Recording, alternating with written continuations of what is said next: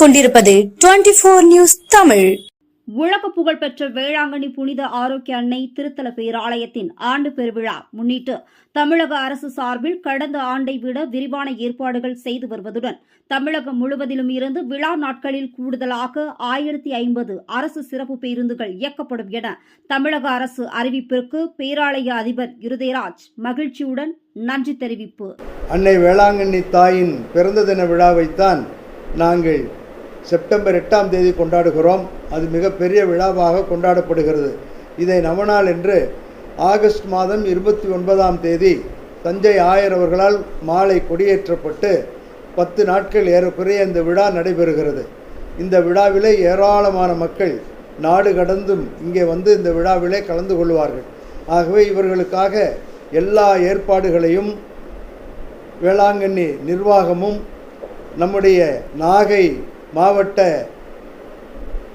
அதிகாரி அவர்களாலும் மற்றும் எல்லா ஏற்பாடுகளும் அவர்களுக்கு செய்யப்பட்டிருக்கிறது. எல்லா துறைகளிலும் தேவையானவைகளெல்லாம் மக்களுக்காக செய்திருக்கிறோம்.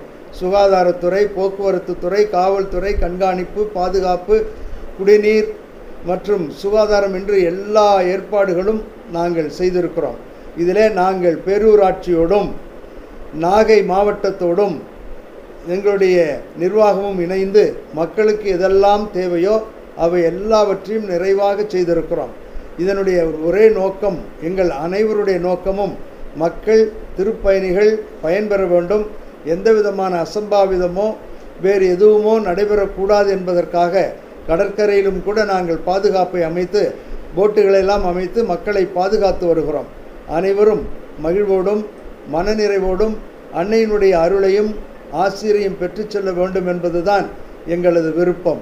அதற்காக இணைந்து அனைவரும் செயல்படுகிறோம் என்பது மிகவும் மகிழ்ச்சியாக இருக்கிறது.